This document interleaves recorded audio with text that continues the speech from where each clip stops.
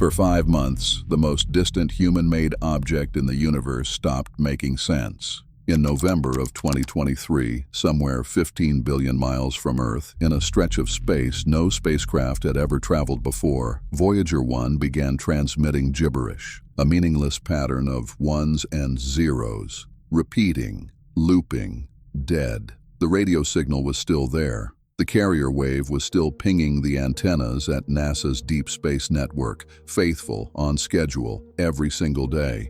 But the data inside the signal was nonsense, as if the spacecraft had forgotten how to speak. For half of those 5 months, the engineers at the Jet Propulsion Laboratory in California genuinely did not know whether they were going to get it back. Not in the optimistic way scientists publicly say they don't know. In the private way. The way you talk in hallways, with the door closed when you're starting to suspect that the thing you've worked on for 46 years has finally died, and that the most important machine humans have ever sent into the dark just became a tombstone. And then, in April of 2024, something happened that nobody had really planned for, that took dozens of engineers. The resurrection of a programming language nobody under the age of 60 still uses, and a leap of faith across 45 hours of round-trip silence. Voyager 1 came back. This is the story of how that happened, what was actually broken inside it, why what they did to fix it has never been done before in the history of spaceflight, and the part almost nobody is talking about. Because the spacecraft that came back from the dead in 2024 is now quietly dying again. And this time, NASA is not sure they can pull off the same trick twice. Before any of this matters, you need to understand where Voyager 1 actually is, because the distance is the entire story. It launched in September of 1977. Carter was in the White House. Star Wars had been in theaters for 4 months. The probe was built to do a 5-year job, a flyby of Jupiter and Saturn, take some pictures, send back some data, and then drift quietly into the dark forever. That was the mission. 5 years. It is now in its 49th year of operation. It has long since left the solar system. In 2012, it crossed the heliopause, the invisible boundary where the wind of charged particles streaming out of our sun finally surrenders to the wind of charged particles coming from every other star in the galaxy. On that day, Voyager 1 became the first object built by human hands to enter interstellar space, the space between the stars. There has never been anything else of ours out there. Not a satellite, not a probe, not a single human-made atom passed that line. Voyager 1 is alone in the most literal sense the word has ever had. Today, in April of 2026, it sits roughly 15,800 million miles from Earth, so far away that the only meaningful unit of distance is light. A radio signal traveling at the speed of light, the fastest possible thing, takes about 23 hours to reach it. Send a command on Monday morning, you don't get the answer back until Wednesday afternoon. In November of 2026, just 7 months from now, it will become the first object to reach a full light day from Earth. 25.9 billion kilometers of empty space between the spacecraft and the planet that built it. To put that distance into something you can actually picture, the entire Earth, the whole sphere of it, is about 8,000 miles across. Voyager 1 has traveled the length of nearly 2 million Earths, end to end, in a straight line away from the only world it has ever known. The Sun, from where the probe is now, is just another star. A bright one, but indistinguishable to the naked eye from any of the other points of light in the sky around it. If anyone were standing on Voyager 1 right now and looked back, they would not see home. They would see a constellation. That is where it stopped speaking in November of 2023. That is the distance the engineers were dealing with, and that is the distance you have to picture every time someone in this story gets a piece of bad news, sends a command, and has to wait 2 days to find out if they made things better or much, much worse. The first symptom of the failure was strange in a way that took a while to read. The signal didn't disappear. The carrier wave kept arriving on time. The spacecraft was still alive, still pointed at Earth, still listening. It was still receiving commands from mission control. It just stopped sending back anything that anyone could read. Where there used to be science data, engineering data, telemetry, all the streams of numbers and measurements that told the engineers how Voyager was doing and what it was seeing in interstellar space, there was now just a long, repeating, meaningless pattern. The same string of binary, over and over, like a stuck record. Imagine a person who is awake and breathing, who can hear you when you speak, but who responds to every question with the same single syllable. That is what Voyager 1 had become. The mission team narrowed the problem to one of the spacecraft's 3 onboard computers, the Flight Data Subsystem, the FDS. It is the computer responsible for collecting all the readings from the science instruments and the health sensors, packaging them into a neat stream and handing the package to the radio for transmission. If the FDS goes wrong, everything downstream of it is corrupted. The probe could be observing miracles in interstellar space, and you would never know, because the part that translates what it sees into something a human can read is broken. You need a sense of what kind of computer the FDS actually is, because it changes how you understand what was about to be done to it. The FDS was built by General Electric in the 1970s. It runs at about 8,000 instructions per second. A modern smartphone runs roughly 100 billion. The total memory across all of Voyager's onboard computers is about 68 kilobytes. 68,000 bytes, less than a single low-resolution photograph on your phone. The whole brain of humanity's most distant explorer fits inside what would be, by today's standards, a rounding error. It is programmed in assembly language, a language so old that the engineers who originally wrote the code are mostly retired. Some have died. The active engineering team had to dig up reference manuals, hand-typed notes, paper printouts from the 70s, sit down with the people still alive who remembered any of it, and effectively relearn the operating system of a computer that was launched before any of them were born. To talk to it, you have to think the way a programmer in 1975 was thinking. You have to remember a craft. That is the team that, in March of 2024, decided to do something that nobody at JPL had any precedent for. They sent a command they nicknamed a poke. A gentle prod designed to provoke the FDS into reading out its own memory back to Earth, not running its normal code, just dumping every bit it had stored, raw, into the radio and sending it home. It took 22.5 hours for the command to reach the spacecraft. Then the spacecraft had to process it. Then it had to send back the response. Another 22.5 hours, 45 hours of waiting, end to end, to find out whether they had even gotten an answer to a question. The answer came. And when an engineer at the Deep Space Network finally decoded it, the team found what they had been afraid to find. About 3% of the FDS memory was corrupted. Not random noise, not a software glitch they could rewrite. A specific, isolated, identifiable region of the chip was returning the same value every time, no matter what you wrote to it. Stuck, frozen, dead.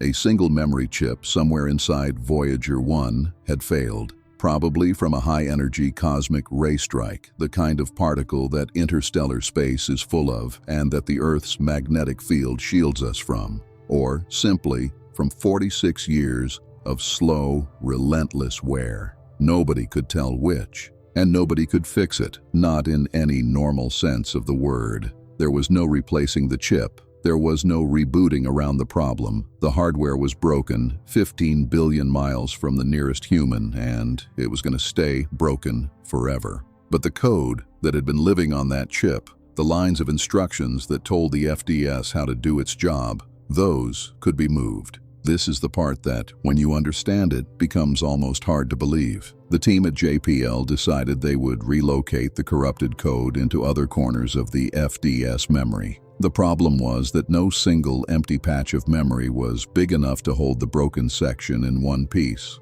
so they had to slice it, take the section of code that had lived on the dead chip, cut it into smaller pieces, and find a place for each piece somewhere else in the surviving memory, like rebuilding a sentence by hiding each word in a different drawer. But code doesn't just sit there, it refers to itself. Different parts of the program point at each other, call each other, depend on knowing exactly where the other parts live.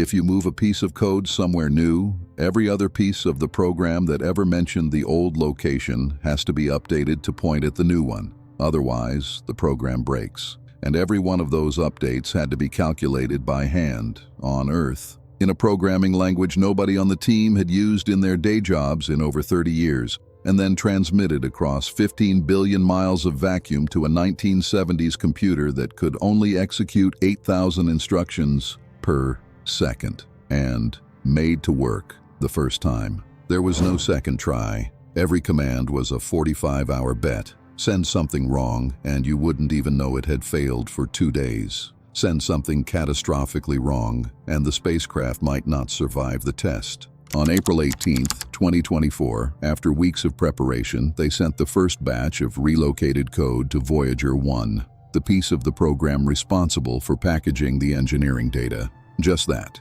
the smallest possible step. Then they waited 45 hours. On April 20th, 2024, the team gathered in a conference room at JPL to watch the answer come in. The signal arrived. Somebody decoded it, and for the first time in 5 months since November of the previous year, Voyager 1 told them how it was doing. The numbers came through clean. Temperature, voltage, instrument status, all of it readable, all of it making sense. There is a photograph from that day. The Voyager flight team in a cramped room watching a screen, some of them with their hands over their mouths, some of them crying. They had just brought back the most distant machine humanity has ever built by remote controlling it from across an entire light day's worth of space, with code older than most of them. And they had done it on the first try. By June of that year, all 4 of Voyager 1's remaining science instruments were transmitting again.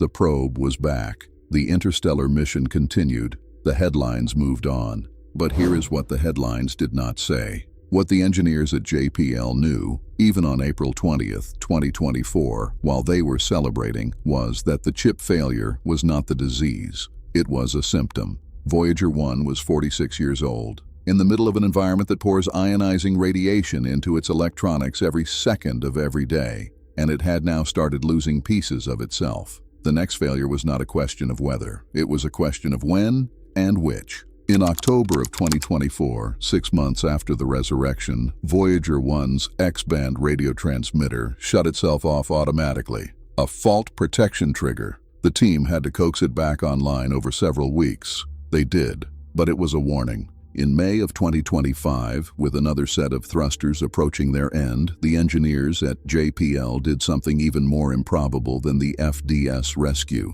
They reactivated a set of backup thrusters that had been declared permanently dead in 2004. 21 years of nothing. Considered inoperable, left for cold. The mission's propulsion lead, Todd Barber, called it a miracle save. It worked. The thrusters fired. The spacecraft kept its antenna pointed at Earth. And then, on February 27th of 2026, just 2 months ago, during a routine roll maneuver to calibrate one of the magnetic field instruments, Voyager 1 had a sudden, unexpected drop in its power output. Just a flicker, but significant, enough that, if it had continued, the spacecraft would have hit a critical threshold called the undervoltage fault, a safety net designed to shut things down before they damage the probe permanently. Once that net catches you, recovering is brutal. Some things might not come back at all. That is when the engineers at JPL made a decision they had been hoping for years they would not have to make.